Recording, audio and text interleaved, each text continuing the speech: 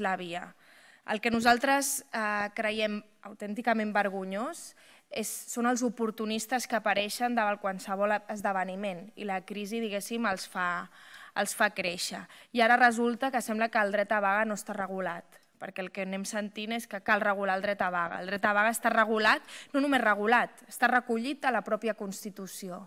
Per tant, entenc que aquells que diuen que s'ha de regular el dret a vaga és que volen acabar de facto amb el dret a vaga i que en moments on els treballadors puguin tenir una situació de força es vulgui acabar amb la potestat d'exercir el dret a vaga, crec que és una amenaça directa a la pròpia Constitució i a drets fonamentals com és el dret a la vaga. Una vegada més, i d'on sigui, també constatar que no precisament el senyor Urdangarín no ha col·laborat especialment en donar informació, sinó que ha contribuït amb aquesta opacitat que l'ha caracteritzat en els últims dies. Malgrat moltes hores de preguntes, d'interrogatori, sembla que les respostes han estat evasives i, per tant, una compareixença molt preparada, molt ben assessorada, però sembla que hi ha indicis clars de la vinculació també política del senyor Urdangarín i obren segurament fins i tot noves vies d'investigació.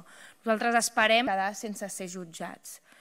Avui, com a mínim, la sentència que tenim avui damunt la taula obre la porta al que algú altre, i esperem, si té la valentia, algun altre jutge pugui tutelar els drets de les víctimes del franquisme i poder-los investigar.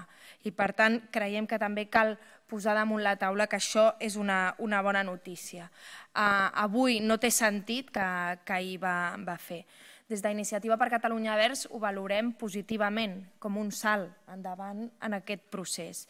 I creiem que posar en positiu, donar valor en aquest pas endavant que va fer l'esquerra Abertzale forma part de la responsabilitat de totes les forces polítiques. Avui el que toca és reconèixer quan hi ha avenços. I el gest que va fer ahir l'esquerra Abertzale era impensable fa un any i era el que molts de nosaltres estaven demanant arreu de l'Estat.